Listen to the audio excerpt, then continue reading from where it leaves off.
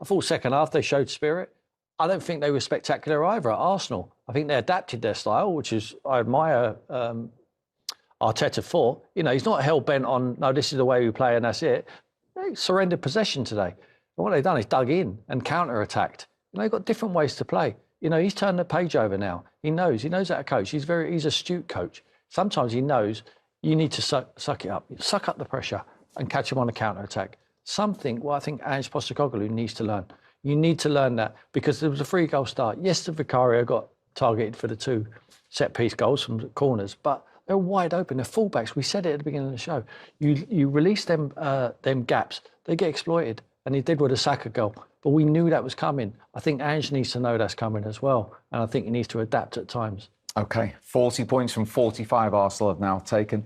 He knew that record. He knew that this man had done it. Ian just did it 5 times, to be fair, in his Arsenal career. But he had a big part to play again. Massive part. And I knew it was going to be a tough day for Ben Davies today because you could see, again, we're talking about a player who knows exactly what the derby means. At a time of the season where, you know, it was more about the performance and making sure you do perform. And he did. He caused Ben Davies a lot of problems. Obviously, he had to go off in the end. But I was really pleased with the fact that they were so in control of what they needed to do, especially once they got back in the game, Tottenham. I mean, it's to stay calm. They've done so well to get to this point. You can't do rash things, which we saw the goalkeeper do, unfortunately. And even the penalty, what was given away, was quite a rash decision to make from Declan simply because of where the ball is. There's going to be a player in and around it. You've got to be a lot more careful about that. But like he said, the main thing was getting the 3 points, and that's the main thing. We cleared up the penalty shout at the start of Saka's goal from Tottenham's point of view, that they thought on field, but you were happy, nothing doing here?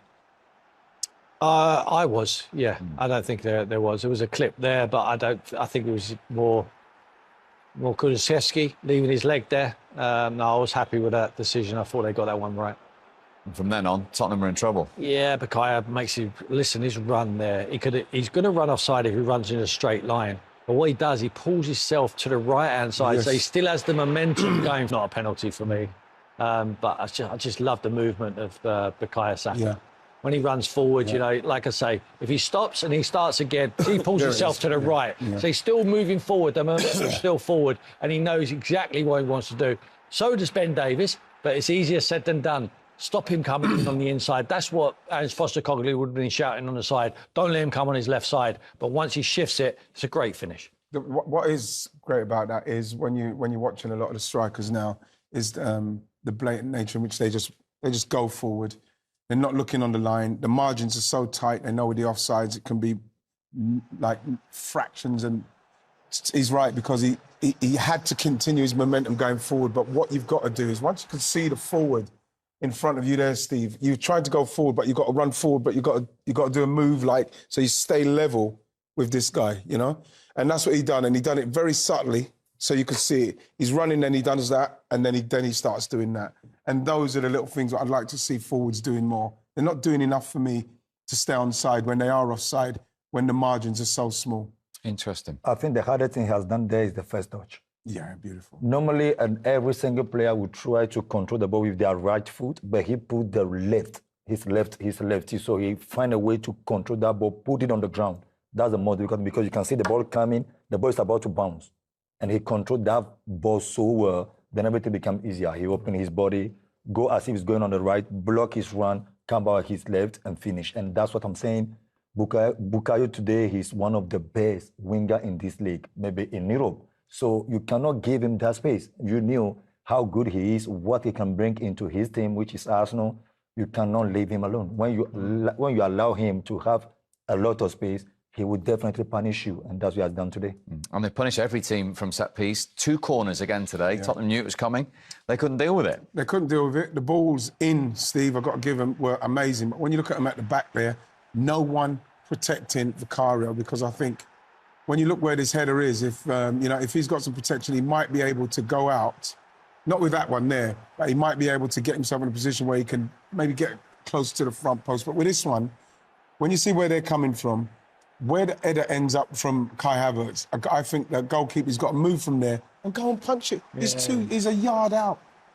He cannot get involved in that. Now the second after Pulsar, it's too late. It's a big mistake from there. For me, from the coaching staff. I think here it's a team mistake because they consider 2 goals a player disturbing the keeper. So which means there is something wrong there. You have to communicate and tell them, as a keeper already, you are strongest because I can't see anybody going to do that into Jens Lehmann. Yes. When I was playing with him in Arsenal or Joe Hart when he was playing with City. It's impossible, but now you are getting bullied. First one, you consider 1 goal, but it can't happen second time. You turn around, you see the opponent striker behind you. Call somebody. If you can't do the job, call somebody to come and do the job for you. So for me, you can't concede 2 goals like that. It's not normal. It shows you what a nuisance it is when you put someone there. I mean, the timing of the ball's on its way and then he just steps in front both times. Yeah, he impedes him, but the goalkeeper's not strong enough. But you see when he comes up on Raya, Vicario, he's not trying to head it. What he's trying to do is stop the goalkeeper coming. So he knows how important it is himself as a goalkeeper. So he goes and stands right in front of him to try and keep the ball. Look, this is the last few minutes of the game. He knows if I can pin the goalkeeper in here, then it's just who can jump, who can attack it the best. And the goalkeeper can stick his hands up. He knows how important it is. That's why he put himself in that area. There's a set-piece coach. But he's done a lot of good work. I think today they won this game. Tactically, they've won this game. I mean, I call tactics set pieces as well. I mean, 2 very important detail of set pieces. Plus, from Mikel's point of view, not dominating and controlling the football match today, but sometimes just sitting back, controlling it and catching them on a counter-attack. He knew exactly the shape which Tottenham would play. He knew the fullbacks would vacate them areas. He knew he'd be able to exploit it. And they suffered out of possession today. They normally dominate. 38% they had. Exactly. Second lowest all When did you season. ever see that? Second lowest all season. He knows. He's gone into this game knowing that's going to be the case because he knows exactly how Tottenham want to play. When they throw bodies forward, it's because they get more players in the midfield areas. If they're not perfect in possession, they will get the ball away and they will get exploited with the spaces what they leave. And that's exactly what happened in the first half. 3 down at half-time could have been naughty. Could have been a cricket score here today. Could have been 6 or 7. Credit to Tottenham that they rolled their sleeves. They got back in. The goalkeeper, Raya, has gotten back in the game with a ridiculous error. You know, he's given them away 3-0 up.